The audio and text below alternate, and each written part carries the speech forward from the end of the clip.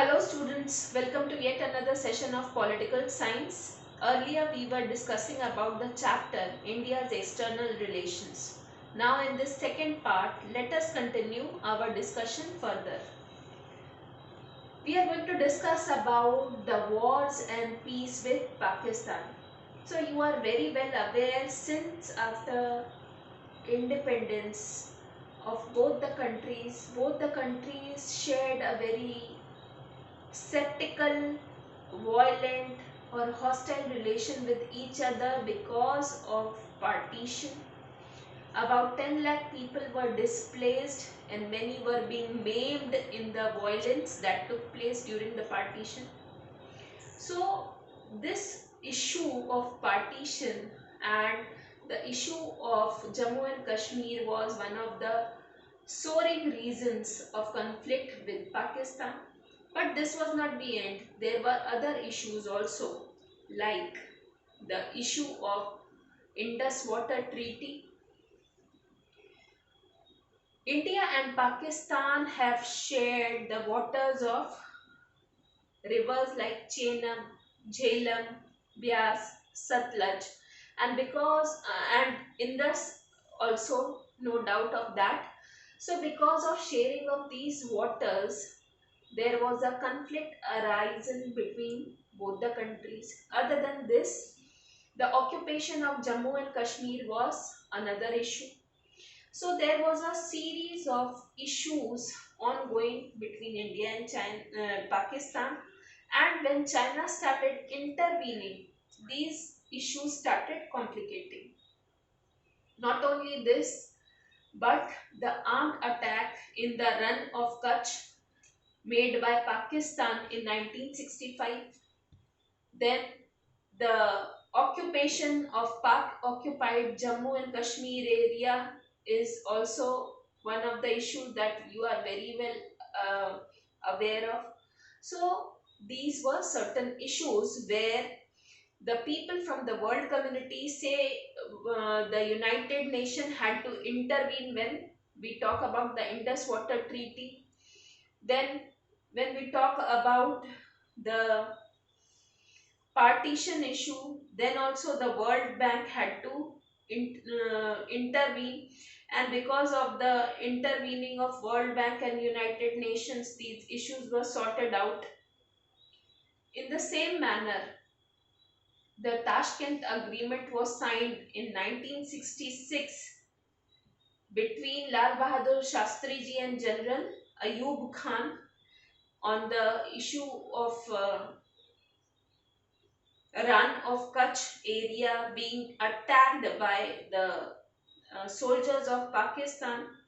The Run of Kutch area is a particular area of Gujarat which was tried to be taken under control by the Pakistani soldiers. So this was one another issue, and here also this hostility ended with the intervention of United Nations.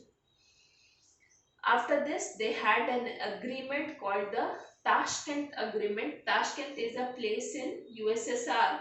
So there this agreement was signed between Lal Bahadur Shastri and General Ayub Khan, where they ceasefire and made certain agreements of not violating each other's territory.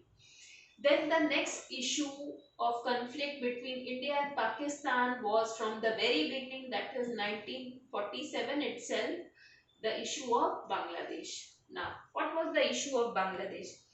See students, Bangladesh presently is known as Bangladesh.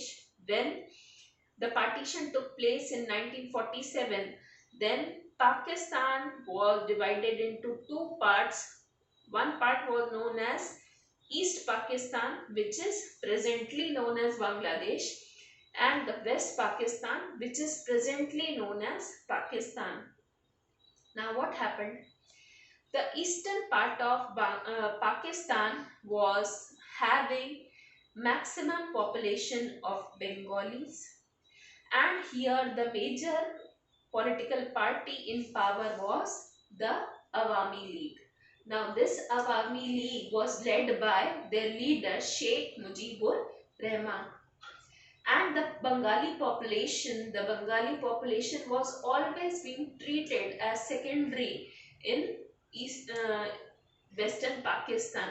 So, Mujibur Rahman had pleaded the Pakistani government, which was Muslim in majority, to make both the countries as a federation, and he had suggested that in East Pakistan, Awami League will take care of all the affairs, and the main country would be Pakistan only. They would follow the orders given by West Pakistan. But somehow this idea was not being liked. This idea was never being approved by Zulfikar Ali Bhutto, whose party was the winner party of West Pakistan. So this struggle started between the two Pakistans. Now, instead of listening to the demands or to the suggestions of Sheikh Mujibur Rahman, who was a prominent, influential leader of East Pakistan, what happened? That Pakistan army started unleashing terror on the people of East Pakistan. And in the response, what happened? This whole incident was known as the Operation Searchlight. And through Searchlight, what was done? Sheikh Mujibur Rahman was being arrested along with other prominent leaders of East Pakistan, and the army marched in and started a massacre in East Pakistan. So many of the people started running to India as refugees, and it was a great burden for India to look after more than 80 lakh refugees who had fled away from East Pakistan. So Mrs. Indira Gandhi was the leader of the country at that time, and she made one of the statements and said that rather than supporting these refugees, it would be cheaper for India to wage a war against Pakistan. Though India was never interested in indulging into this fight, but Pakistan had come up with the support of US and China, and India always believed that Bangladesh, presently Bangladesh and East Pakistan earlier was really suffering because of this conflict ongoing between the two. And at that time, Henry Kissinger was the advisor to the US President Richard Nixon, and he made a very secret visit to China. And via China, Pakistan was getting help by these two countries. So, as a response, India signed a 20-year treaty of peace and friendship with USSR. Why? Because Pakistan had accused that India was trying to disturb the peace and security of their country.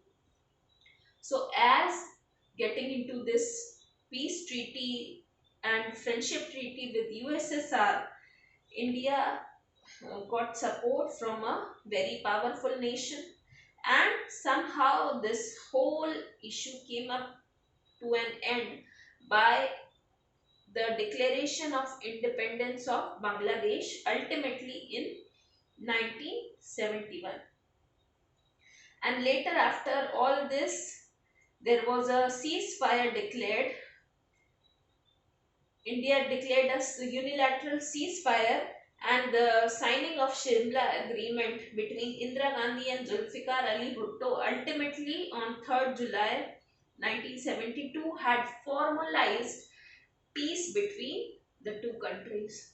So this was the story of conflicts between India and Pakistan since independence. But there is one more addition, that is the Kargil confrontation. So we'll be dealing with the topics of Kargil confrontation, India's nuclear policy, and shifting alliances in world politics in our next class. By the time, stay safe and take care.